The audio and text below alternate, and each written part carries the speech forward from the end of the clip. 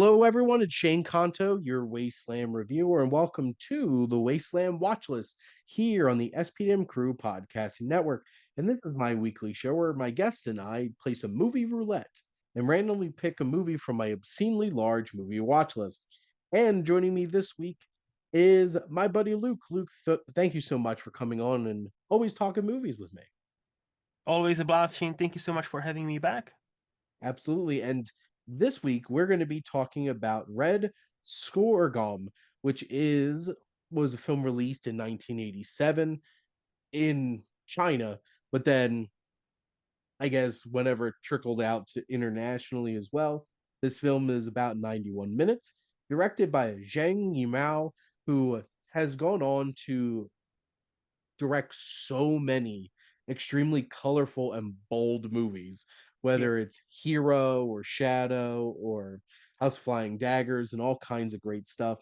This is based on two parts of a novel by Nobel Inrate Mo Yan. And this is the acting debut of Gong Li. This won the Golden Bear Award at the Berlin Film Festival. It really focuses on rich, intense color stylings, including lots of reds, and is representative of the fifth generation of Chinese cinema. So, like, this was like a big fixture piece of this era in Chinese cinema at the time. Don't have a ton of background. Mhm. More than I will for my next episode. I'll make that joke when I record that one. But here, this came out internationally in 1988, so like IMDb counts this as a 1988 film.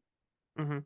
That's always the interesting thing about international films is like um basically Americans are just like, well, when it comes out in America, that's when it came out. I'm Yeah, like, screw you, rest of the world. and it's just like, right. So, but give you a little bit of a synopsis here. When a leprous winery owner in 1930s China dies a few days after his arranged marriage, his young widow is forced to run the winery to make a living while contending with bandits, her drunkard lover, and the invading Japanese army. That's a lot of shit to deal with after your husband dies. That is true. But Luke, what are your general thoughts on Red Sorghum? I am very. This is definitely a movie. Like this was like when I was watching it, I'm like, this movie is unique because it feels, and we talked about this before recording. It feels at the same time 3 hours too short or 1 hour too long, and there's no between. It either feels like this should have been a short story for like 30 minutes and it would have been awesome, or it should have been like a 4 hour epic and it would have been awesome. And this is an hour and a half movie that's, oh, first 10 minutes we have the bride to be traveling with the, like, and singing. Okay. Oh, then we have the guy dying. Okay. Then we have the, then they make a wine and they pee in it and somehow that makes the wine better. Okay. Then we have a Japanese, like like occupying China. I was like, oh, war, cool. Then we have skinning people alive. I was like, what the fuck? I'm like it's a beautiful movie to look at, but Yeah. I'm like there's not much. There's so much story and yet not so much like narrative. What did you think? So first off, I think talking about any Zheng Yimou film, it's important to talk about. Yes, this is visually arresting. Mm-hmm. Like this is a filmmaker that fully understands how you leverage the visual medium that is film. Yeah, yeah. And the use of red is so gorgeous and so visceral and so impactful. And it's very stark because like desert. Mm-hmm. We're in desert.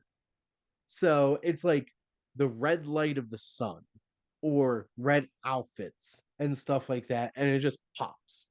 Like obviously this isn't like full-blown hero where it's just like, oh my god, you are using color to like the most nth degree to Yes. make every single thing in this movie like, oh my god.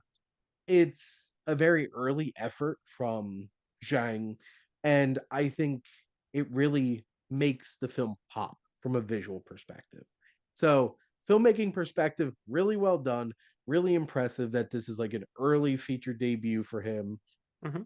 Then you get into, I think, Gong Li gives a very strong performance here. I like the cast a lot. I Hmm. think they bring a lot of personality to this film, which while I was sitting and watching this, I'm like oddly being like, this is kind of delightful to watch just because of like the energy of these actors and like the personality that they're bringing to things, until it gets like really intense and like crazy shit happens. Hmm. And then you're just like, oh, this isn't as pleasant anymore. I feel like so much of this movie is just like a pleasant, oh, I'm just kind of going along with this. I'm Yeah. along for the ride. Yes. And it's such an interesting narrative experience.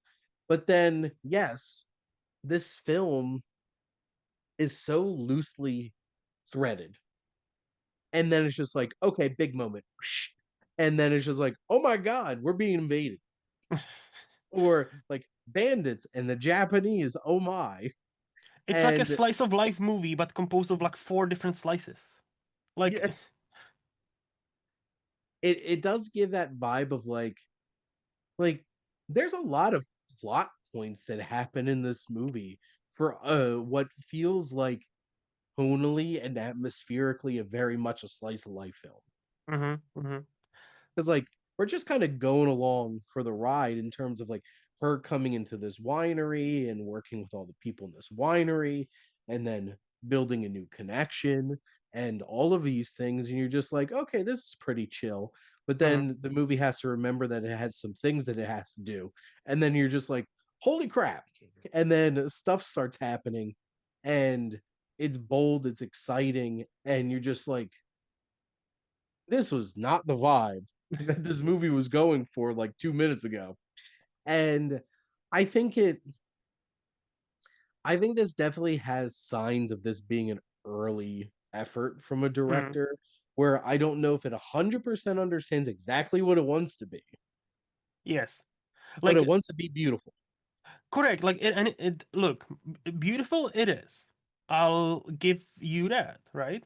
But, like, this might be a nitpick, but also like it kind of bothered me. So like I don't know if like I don't want to hold it against the movie so much, but there's a lot of narration, right? Okay, fine. Mm. Many movies have narration. That's fine. But it's a narration of a grandson because he is like, oh, this is my grandfather and grandmother. I was like, okay. Oh, then 9 years later, this is my dad. Okay, and the movie ends, and I'm like, so why was it narrated by the son of the guy we saw when he was 9? Like, is there a deeper purpose? Like, I'm trying to search for like a deeper purpose of Did we need a framing device? yeah, but why does it have Yeah, to be a like that's kind of grants? like Like is because I expected there to be like some sort of quote unquote like payoff, like oh yeah, and like and he is still working the winery or whatever the fuck or vineyard or whatever the fuck, right? Like another flashback or like another we moved 20 years into the future or whatever. And no, we didn't. It just moved. The movie ends, and I'm like, that's an odd choice. And I'm like, I don't know if I'm supposed to read much into it or just like accept it for it on its own because like if I accept it, I'm like okay, but that kind of adds to why it feels like the pieces are beautiful, but the overall picture it does not really mesh together for me. Because like I again, like I that's would one of those agree movies. this works a lot more in viewing Hmm. than reflecting Yes. because like I was engaged for the 90 minutes. And then I think back, I'm like, well, what did I watch? And not And even like, what you watched, but also would you rewatch it? Let's say Shane from 5 to 10 years. Hey, do I remember this weird movie from 1988? Do I need to rewatch would I Sordam or whatever the remember fuck. much of it? Probably not. Would I watch it again? Probably. Okay. Like, I would like to watch this on. Also, I would like to find like a better copy of this. Yeah, for yeah. sure. Because like that was a hard movie to find, to Yes. be honest. And because like I'm still struggling trying to get some of his more recent movies because like I still really want to see his film Cliff Walkers from like 2021 Hmm. and stuff like that. And I think that's just the challenge of dealing with Chinese cinema is that Yep. some of those things are just not going to make it over here. And at least and then this is like an older film. This is like Hmm. from what this is going to be pushing 40 years old Yep. at this point. And I I would like to watch it again. Hmm. Oh, but I would like to watch it again on like a nice, like restored kind of Like uh, Criterion. copy of it. Yeah, Criterion. Hmm. Go go make like a um Zhang Yimou collection. We want to see it. Bring it to Criterion. I would totally buy it. And watch it that way. But like I enjoy the experience. I appreciate the filmmaking, and I think it really lays the groundwork for a lot of his work to come. Yes. But as its own like whole experience, it feels like it's lacking a lot narratively, tonally, and really just threading it all together. Because you put it really well. Like its moments and elements are really good. But when you piece it all together, what's the big picture here? And Hmm. I feel like on some level, this isn't the big picture. It's just a piece of. Again, and that's And why I said, like, it yeah, feels like it's like 2.5 hours cut short. It was like, I feel like, where we ended, where the movie ended, I feel like it is almost like an hour or 2 hours missing. or like a pilot to a mini series. Yeah, yeah. That's why I like, and that's why I like, I'll repeat what I said. Like, if we were to truncate it down to 30 minutes, I think it would make an amazing short about, hey, this is a slice of life from like in China. Cool. Or make it 4 hours, epic, or like some sort of mini series, also would be cool and epic. But right now, the pieces of the puzzle are much better than the overall picture that those pieces make. For at least for me. I would agree to that sentiment. Mm, Like I enjoyed the experience watching this film. Um